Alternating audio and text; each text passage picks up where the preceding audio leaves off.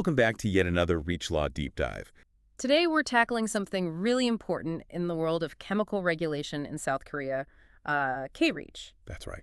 Now, a lot of companies, they put a huge amount of effort into getting that initial K-REACH registration done. They see it as the main hurdle. Understandably so, it's a complex process. But what our sources are telling us, and what we want to dig into today, is that the obligations don't just stop there. It's actually just the beginning in many ways. Precisely. Our mission today is really to shed light on those ongoing responsibilities you have after registration, especially around providing information to downstream users. Because getting that wrong means potentially losing market access, right? Exactly. It's about continued compliance, making sure you can stay in the South Korean market. So let's unpack this. What does ongoing K-REACH compliance really involve for you? Maybe we should start with a quick refresher on K-REACH itself, just to set the scene. Good idea. So the amended K-REACH regulation that kicked in January 1st, 2019, it's basically South Korea's framework for managing chemical substances. And it requires manufacturers, importers to register or notify substances. Yes, with the Ministry of Environment. It largely depends on the volume you're handling and the type of substance. Okay. And the deadlines, I know some have passed, but they're still relevant for context, aren't they? Absolutely, especially if you're new to the market. For existing substances, so those already around before K-REACH, there was a pre-registration phase. If you did that by mid-2019, you got these grace periods for full registration. Phased over several years. Right, depending on the tonnage. Like over 1,000 tons per year, or CMRs over 1 ton, that deadline was end of 2021. CMRs being carcinogenic, mutagenic, or toxic for reproduction. Correct. Then you had bands going down 100 to 1,000 tons by end of 2024, 10 to 100 by end of 2027, and the smallest band, 1 to 10 tons, that goes all the way out to December 31st, 2030. So quite a long time frame for some, but what if you missed a deadline that's already passed? Or you're bringing in a completely new substance now? Yeah, good question. If you missed a deadline for an existing substance, or if it's a new substance, one not previously on the market, then it's straightforward. Full registration is needed before you manufacture or import. No more grace periods for those situations? No. The window for relying on pre-registration for those past deadlines is closed.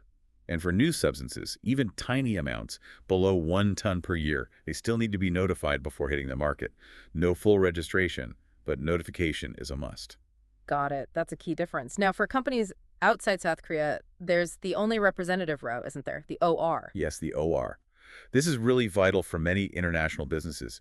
If you don't have a legal entity in South Korea, you can appoint an only representative, an OR, who is based there. And they handle everything. They act on your behalf for all things K-REACH.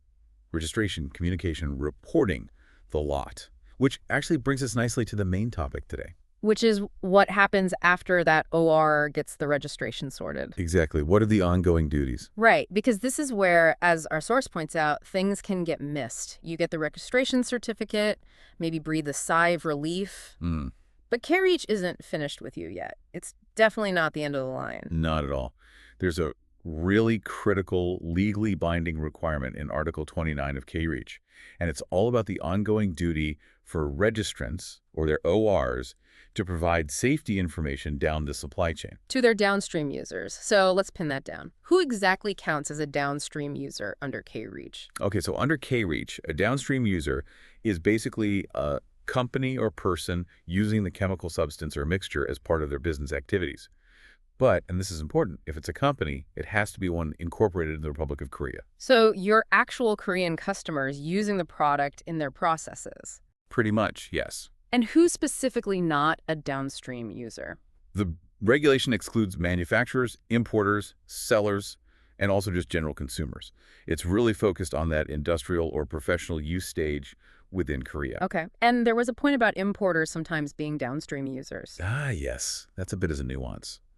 When a foreign company uses an OR, their importers in Korea might be considered downstream users, depending on how the whole supply chain is structured. Yeah. It just shows you need to look at your specific setup carefully. Right. So assuming you've identified your downstream users, what information is it that suppliers absolutely must provide, whether it's the pure substance or in a mixture? Okay, the list is quite detailed. You need to provide the K-REACH registration number, the substance name, of course, then all the hazard and risk information, and, critically, clear instructions for safe use. Safe use instructions. That sounds key for practical safety. It absolutely is. This isn't just paperwork. It's about making sure everyone handling the chemical in Korea knows how to do it safely. It's fundamental for compliance and safety. Let's dive a bit deeper into that list then. You mentioned it's detailed. Can you break down the specific bits of information K-REACH expects to be shared? Sure. So once you're registered, you need to pass on your own details as the supplier, name, address, contact. Yeah. For the substance, the chemical name, maybe a generic one if needed, the K-REACH registration or report number, plus any unique identifier. Okay, the identification part. Then the safety data, classification and labeling, what it's intended for, any restricted uses, its physical and chemical properties, health hazards, environmental hazards. It's quite comprehensive. It is. And importantly, exposure scenarios and the risk management measures needed. If it's a hazardous chemical, details on the hazard content. Also, safe handling advice, emergency response steps, disposal guidance, and its general regulatory status. Wow, okay, that is a lot. It's basically the substance's full safety profile. Exactly. A full profile for the downstream user. So how often does this big packet of information need to be given out? Is it every shipment or? That's an interesting point. The main requirement is to provide this information when you first supply the registered substance to a downstream user. Okay, initially. Yes. After that initial provision, the obligation becomes more reactive. You only need to provide it again if the downstream user specifically requests it or if there's a significant update to the information itself. Like a new hazard identified or different use advice? Precisely. If the information changes, you need to push that update down the chain. Okay. Now, here's a point our source really hammered home, and I suspect it trips up a lot of companies. The difference between these K-REACH info requirements and the safety data sheet, the SDS. Yes, this is crucial. Because there's so much overlap in the type of information, people often think, well, I provide an SDS, so I'm covered for K-REACH communication. But that's not necessarily true. It's not true. Complying with the SDS requirements under K-OSHA, that's the Korean Occupational Safety and Health Act, does not automatically mean you've met your Article 29 obligations under K-REACH. Even though much of the data is the same. Even so, there are separate laws with distinct requirements. Think of it like needing both a passport and a specific visa. They might both have your photo, but they serve different functions and have different specific requirements. Just having the SDS isn't enough for K-REACH's information provision rule. Okay, that's a really important distinction. So if just sending the SDS isn't sufficient, what is the extra step needed for K-REACH compliance here? What makes it different? It comes down to specific K-REACH documentation, these official forms. If you've already submitted an SDS to the K-OSHA authorities, which you often would for hazardous substances, Right. then K-REACH requires you to give your downstream users a summary of the hazard information. And this summary has to be in a specific format called K-REACH Form 26. And you provide this along with the SDS. So the SDS plus Form 26. Exactly.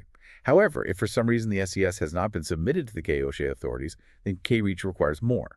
You need to complete K-REACH Form 25 in full, which is more detailed, and provide that to the downstream user, again, together with the SDS. So it's about using these specific K-REACH forms, Form 26 or Form 25, depending on the SDS submission status, to formally transmit that key information under K-REACH rules. Precisely.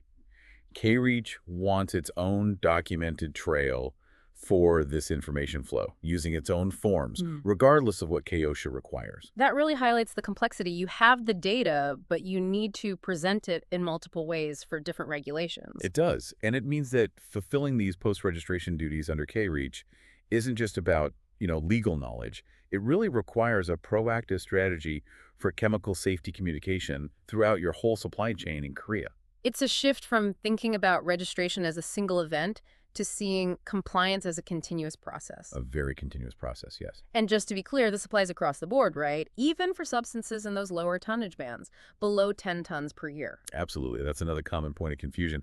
For substances below 10 tons per year, you don't need to do the detailed exposure assessments for the registration dossier itself. But the requirement under Article 29 to provide safety information to downstream users, that still fully applies after you've registered or notified. The volume threshold doesn't remove that ongoing communication duty. Okay.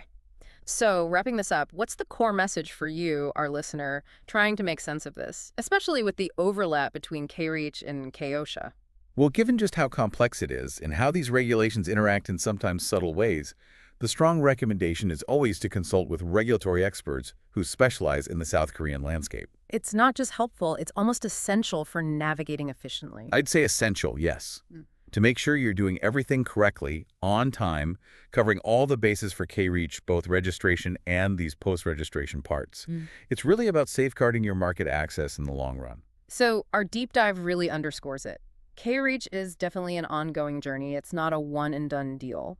And that information exchange with downstream users is absolutely critical long after the ink is dry on the registration. It truly is.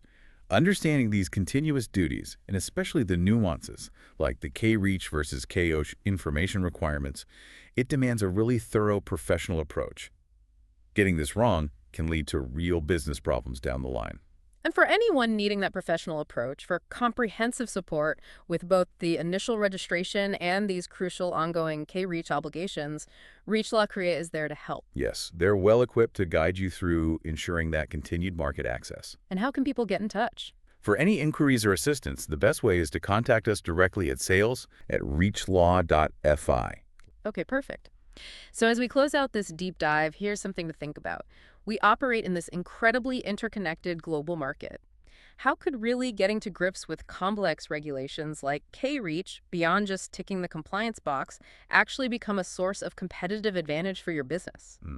Interesting question. Could mastering these details maybe improve supply chain relationships or unlock efficiencies? It's certainly something worth considering for any company operating internationally. Thank you for joining us on this deep dive. Until next time, stay informed and stay compliant.